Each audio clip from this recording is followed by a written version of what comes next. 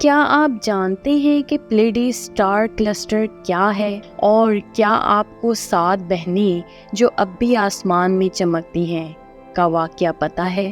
اور کیا آپ یہ بھی جانتے ہیں کہ اس واقعے کی حقیقت کیا ہے؟ تو چلیے چلتے ہیں آج کی ویڈیو کی جانب۔ لاکھوں برس گزرے، آسمان پر شمال کی طرف سفید بادلوں کے پہاڑ کے ایک بڑے غار میں ایک بہت بڑا ریچھ رہا کرتا تھا۔ یہ ریچھ دن بھر پڑا سوتا رہتا اور شام کے وقت اٹھ کر ستاروں کو چھیڑتا اور ان سے شرارتیں کیا کرتا تھا۔ اس کی بدتمیزیوں اور شرارتوں سے آسمان پر بسنے والے تنگ آ گئے تھے۔ کبھی تو وہ کسی ننھے سے ستارے کو گیند کی طرح لڑکتا دیتا اور وہ ستارہ کلا بازیاں کھاتا دنیا میں آ گرتا، یا کبھی وہ انہیں اپنی اصلی جگہ سے ہٹا دیتا۔ وہ بیچارے ادھر ادھر بھٹکتے پھرتے۔ آخر ایک دن تنگ آ کر وہ 7 ستارے، جنہیں 7 بہنیں کہتے ہیں، چاند کے عقل مند بوڑھے آدمی کے پاس گئے اور ریچھ کی شرارتوں کا ذکر کر کے اس سے مدد چاہی۔ بوڑھا تھوڑی دیر تو سر کھجاتا رہا، پھر بولا، اچھا میں اس نامعقول کی خوب مرمت کروں گا، تم فکر نہ کرو۔ 7 بہنوں نے اس کا شکریہ ادا کیا اور وہ خوشی خوشی واپس چلی گئیں۔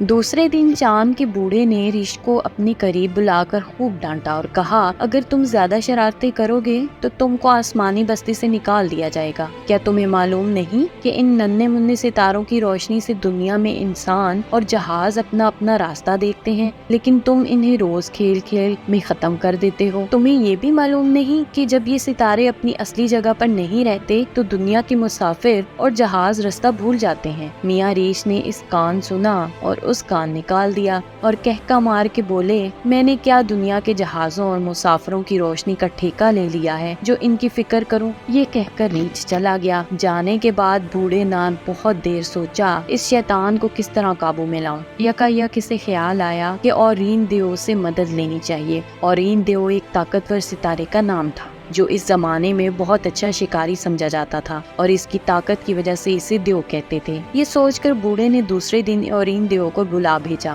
اس کے آنے پر بڑی دیر تک دونوں میں کانا پھوسی ہوتی رہی۔ آخر یہ فیصلہ ہوا کہ وہ آج شام ریچھ کو پکڑنے کی کوشش کرے گا۔ چنانچہ رات گئے، اورین دیو نے شیر کی کھال پہنی اور ریچھ کے غار کی طرف چلا گیا۔ جب ریچھ نے ایک بہت بڑے شیر کو اپنی طرف آتے دیکھا تو اس کے اوزان خطا ہو گئے اور وہ ننھے منھے ستاروں سے بنی ہوئی اس سڑک پر جو پریوں کے ملک کو جاتی ہے اور جسے ہم کہکشاں کہتے ہیں، بے تحاشا بھاگا۔ آخر بڑی دوڑ دھوپ کے بعد طاقتور شکاری نے میاں ریچھ کو آ لیا۔ ان کو پکڑ کر آسمان میں ایک جگہ قید کر دیا جہاں وہ اب تک بندے کھڑے ہیں۔ اگر تم رات کو قطب ستارے کی طرف دیکھو تو تمہیں اس کے پاس ہی ریچھ بندھا ہوا نظر آئے گا، جس کو ان 7 بہنوں میں سے 4 پکڑے کھڑی ہیں، باقی 3 بہنوں نے اس کی دم پکڑ رکھی ہے۔ اگر تم آسمان پر نظر دوڑاؤ تو تمہیں اورین دیو بھی تیر کمان لیے ریچھ کی طرف نشانہ لگائے کھڑا نظر آئے گا۔ یونانی اساطیر کو انگریزی میں گریک میتھولوجی بھی کہا جاتا ہے اور اس میں بہت سی کہانیاں موجود ہیں جس سے یونان کے لوگ عقیدت رکھتے تھے۔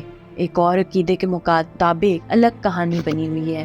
یونانی اساطیر میں مختلف دیوتا موجود ہیں جو ان کے مطابق مختلف چیزوں کو دیکھ رہے ہیں، جیسا کہ سمندر کا دیوتا اوشنڈ سمندر کو سنبھالتا ہے، جبکہ آسمان کا دیوتا اٹلس آسمان کو سنبھالتا ہے۔ یہ سب خدا تو نہیں لیکن خدا جیسے مانے جاتے ہیں۔ یونان میں خدا زیوس تھا۔ اٹلس کی 7 بیٹیاں تھیں جس کے پیچھے اورین نامی شکاری پڑا تھا، لیکن اٹلس کے ذمہ آسمان سنبھالنا تھا اور وہ چھوڑ کر نہیں آ سکتا تھا۔ اس لیے یہ سب دیکھتے ہوئے خدا زیوس نے اس کی 7 بیٹیوں کو آسمان میں ستاروں کا جھرمٹ بنا دیا تھا تاکہ وہ اپنے باپ کے پاس رہیں۔ ان 7 ستاروں کے جھرمٹ کو فلکیات میں پلیڈیز اسٹار کلسٹر یا میسر 45 بھی کہا جاتا ہے۔ آپ کو اورین، 7 سسٹرز، اوشنڈ، اٹلس جیسے نام سنے لگ رہے ہوں گے۔ جی ہاں، یہ نام ہم مختلف فلکیاتی اور گلورر افکیل اجسام کے سنتے ہیں، جیسے اورین سے اورین نیولا، 7 سسٹر سے پلیڈیز، اوپن اسٹار، اوشن سے اوشن یعنی سمندر، اٹلس سے میپ کی اٹلس وغیرہ۔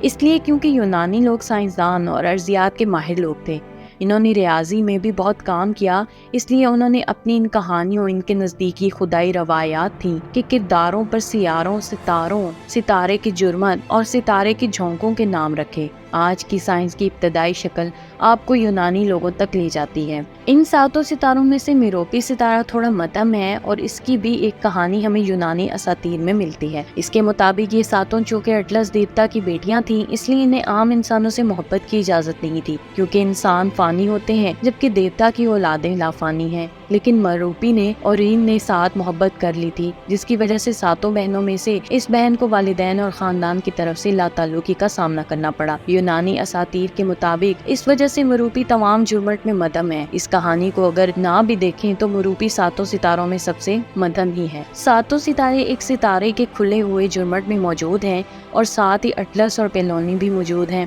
اٹلس اور پیلونی یونانی اساطیر میں ان 7 بہنوں کے والدین ہیں۔ ستاروں کے اس جرمٹ کو ڈھونڈنا انتہائی آسان ہے۔ آپ کو سردیوں کا موسم چاہیے ہوگا اور 7 مشرقی آسمان۔ 7 ستاروں کا یہ جرمٹ 7 بہنیں کہلاتا ہے، لیکن تیز نظر رکھنے والے افراد ان کے قریب ہی درجن بھر اور ستارے بھی دیکھ سکتے ہیں۔ ستاروں کے بارے میں پرانے گوشواروں کے مطابق یہ 7 ستارے سور کے کاندھے پر موجود ہیں۔ اس کے سر کے گرد مزید ستاروں کا جرمٹ موجود ہے، جسے ہائیڈیس کہتے ہیں، جن کے درمیان وہ سیلے بیل کی آنکھ جیسا نارنجی ستارہ الدبران موجود ہے۔ سردیوں میں غروب آفتاب کے فوراً بعد اگر آپ مشرق کی طرف دیکھیں گے تو آپ کو اورین کے ستاروں کا جھمکا دکھائی دے گا، جس کے اوپر ٹورس یعنی سور کا جھمکا دکھائی دے گا۔ اس میں آپ کو بآسانی پلیڈیز کے ستاروں کا جرمٹ مل جائے گا۔ اس طرح کی مزید معلوماتی ویڈیو دیکھنے کے لیے دیکھتے رہیے ہمارا چینل معلومات۔ میرے چینل کو لائک، سبسکرائب اور شیئر ضرور کیجیے اور ساتھ ہی ساتھ بیل آئیکن کو بھی دبا دیجیے۔ شکریہ، اللہ حافظ۔